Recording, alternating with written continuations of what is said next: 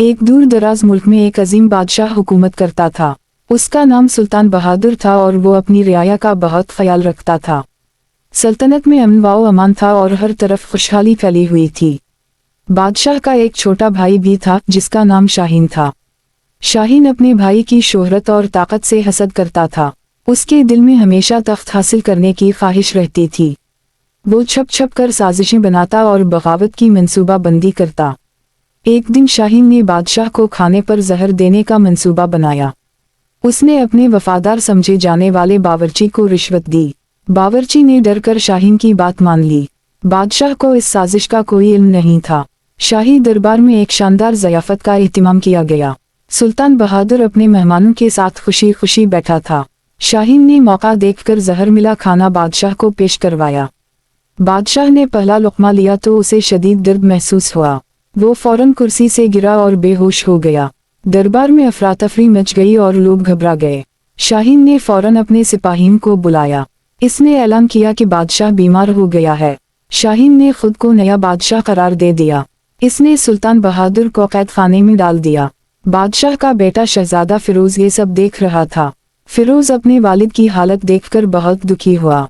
इसने छपकर अपने वालिद से मुलाकात की कोशिश की। सुल्तान बहादुर ने फिरोज को फरार होने का इशारा दिया। मेरे बेटे, तुम यहाँ से चले जाओ, बादशाह ने कमजोर आवाज में कहा। अपनी जान बचाओ और वक्त आने पर बदला लेना। फिरोज ने अपने वालिद की बात मान ली। वो शाही महल के खुफिया रास्ते से फरार हो गया। शाहीन के सिपाही इसे तलाश कर रहे थे।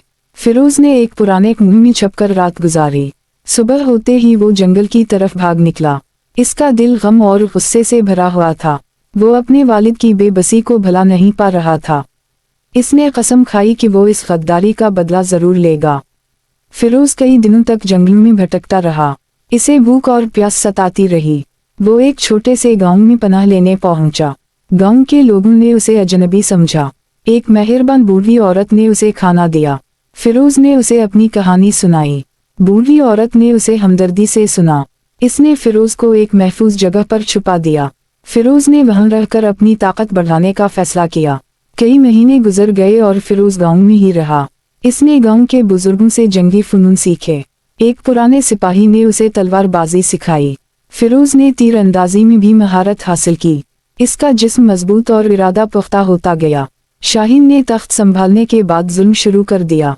इसने रियाया पर भारी टैक्स लगा दिए। लोगों की जायदादें छीन ली और इन्हें परेशान किया। सल्तनत में हर तरफ बदअमनी और खौफ फैल गया। शाही बाग उजड़ गए और महल की रौनक मानद पड़ गई। तख्त नशीनी के कमरे में शाहीन का गुरूर बढ़ता जा रहा था। वो हर वक्त अपनी ताकत का मुजाहिरा करता रहता था। फिरोज को उन सब खबरों का इल्म होता रहता था। इसका खून खोलता और बदले की आग मजीद भड़कती। एक दिन फिरोज ने अपना मिशन मुकम्मल करने का फैसला किया। इसने बूढ़ी औरत और गांव वालों का शुक्रिया अदा किया। इसने इन्हें यकीन दिलाया कि वो इंसाफ जरूर करेगा। फिरोज ने एक छोटे से गिरोह के साथ सफर शुरू किया। ये गिरोह उन वफादार सिपाहियों पर मुश्तमिल था जो छप गए थे। वो सब शाहीन के जुल्म से तंग आ चुके थे। इन्होंने फिरोज को अपना कायद तस्लीम कर लिया। फिरोज ने इन्हें अपने वालिद की कहानी सुनाई। सबने मिलकर शाहीन छुपे हुए रास्तों से सल्तनत की तरफ बढ़े। फिरोज ने रास्ते में कई लोगों को अपने साथ मिलाया। ये लोग शाहीन से बेजार और फिरोज के वफादार थे। उनकी तादाद बढ़ती गई और उनका हौसला भी बढ़ा। फिरोज ने एक पुराने किले में अपना आर्जी ठिकाना बनाया। वहां इन्होंने अपनी हिकमत अमली तैयार की। फिरोज ने एक तफसीली मंसूबा बनाया। उसने अपने साथियों को मुख्तलिफ काम सौंपे। उनका मकसद शाही महल पर हमला करना था। वो चाहते थे कि शाहीन को अचानक हैरान कर दें। एक वफादार जासूस ने इन्हें महल की अंदरूनी खबरें दी। इसने बताया कि शाहीन बहुत लापरवाह हो चुका है। वो अपनी हिफाजत पर ज्यादा ध्यान नहीं देता था। फिरोज ने ये सुनकर हमले का वक्त मुकर्रर किया। ये एक चांदनी रात थी जब सब ने तैयारी की। फिरोज ने अपने वालिद की तलवार उठाई। ये तलवार उसे खुफिया तौर पर पहुंचाई गई थी। उसने अपने साथियों की हौसला अफजाई की। सबने एक साथ मिलकर महल की तरफ मार्च किया। शाही महल के बैरूनी दरवाजे पर पहरेदार गाफिल थे। फिरोज के साथियों ने खामोशी से इन्हें काबू कर लिया।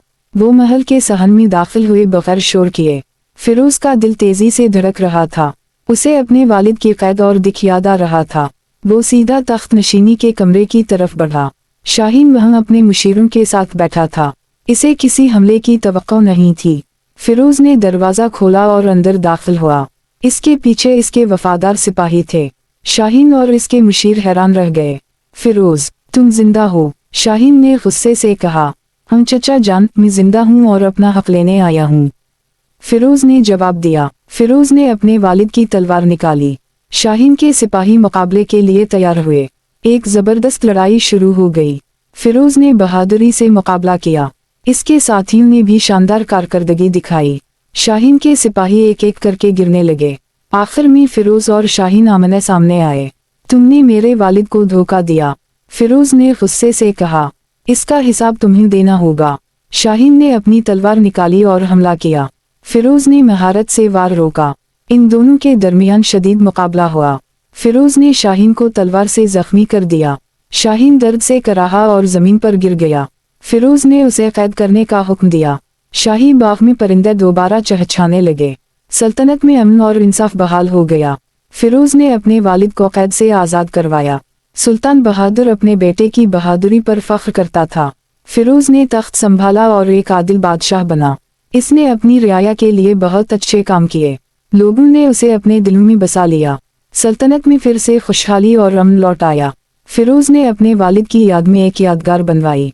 इसने गद्दारी के अंजाम को सब पर वाज़ेह किया। इसकी हुक्मरानी में कोई जुल्म नहीं हुआ। शहजादा फिरोज की कहानी वफादारी और बहादुरी की एक मिसाल बन गई। ये कहानी वफादारी और इंसाफ की एक बेहतरीन अलामत थी। आने वाली नस्लों ने उसे हमेशा याद रखा और सल्तनत हमेशा खुशहाल रही।